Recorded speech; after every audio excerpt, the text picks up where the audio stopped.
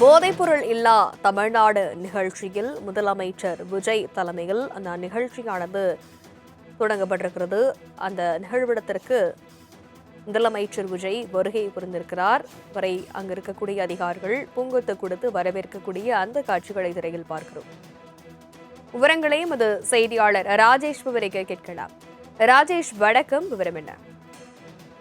தனலட்சுமி, சென்னை காமராஜர் சாலையில் இருக்கக்கூடிய மாநில கல்லூரி வளாகத்தில் போதைப்பொருள் இல்லாத தமிழ்நாடு, ட்ரக் ஃப்ரீ தமிழ்நாடு மாநில அளவிலான பெருந்திரள் உறுதிமொழி ஏற்பு நிகழ்ச்சி மற்றும் விருது வழங்கும் விழா 2026 நிகழ்ச்சியில் முதலமைச்சர் விஜய் அவர்கள் தற்பொழுது கலந்து கொண்டிருக்கிறார். இது போதைப்பொருள் இல்லாத தமிழ்நாடு என்னும் தலைப்பில் மாநிலம் தழுவிய விழிப்புணர்வு நிகழ்ச்சியில் முதலமைச்சர் தலைமையில் நடைபெறுகிறது.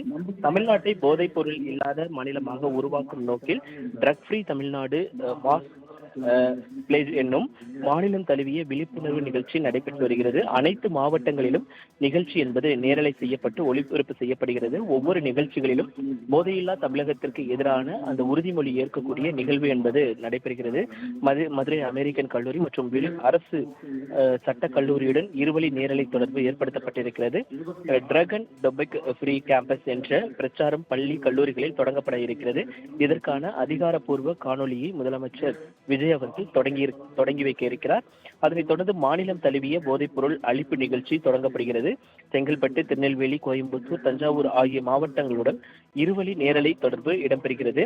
மேலும் போதைப்பொருள் உற்பத்தி மற்றும் சட்டவிரோத கடத்தலை தடுப்பதில் சிறப்பாக பணியாற்றிய 15 காவல்துறை அதிகாரிகளுக்கு தமிழ்நாடு முதலமைச்சரின் காவல் பதக்கங்கள் 2026 வழங்கப்பட இருக்கின்றன. பள்ளி மற்றும் கல்லூரிகளில் சிறப்பாக செயல்பட்ட 6 சிறந்த ஆன்டி ட்ரக் கிளப்ஸ் மற்றும் 6 சிறந்த தன்னார்வலர்கள் குழுக்களுக்கு முதலமைச்சர் விஜய் அவர்கள் விருது வழங்கி சிறப்பிக்க இருக்கிறார். முன்னதாக இந்த விழாவிற்கு வருகை தந்த முதலமைச்சருக்கு உற்சாக வரவேற்பு என்பது அளிக்கப்பட்டது. காவல்துறையின் உயர் அதிகாரிகள் பூங்கொத்து கொடுத்து அவரை வரவேற்றனர். அதன் பின்பு அவருக்கு அணிவகுப்பு மரியாதை என்பது வழங்கப்பட்டது. அரங்கிற்குள்ளாக விஜய் அவர்கள் நுழைந்தவுடனே மாணவர்கள் ஆரவாரத்துடன் அவரை வரவேற்றார்கள்.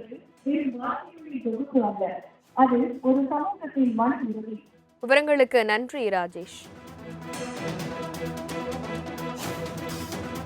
அவர்களை விழா மேடைக்கு உங்களுடைய பலத்த கரவொலிக்கு மத்தியில் வருக வருக என பணிவன்புடன் வரவேற்கின்றனர்.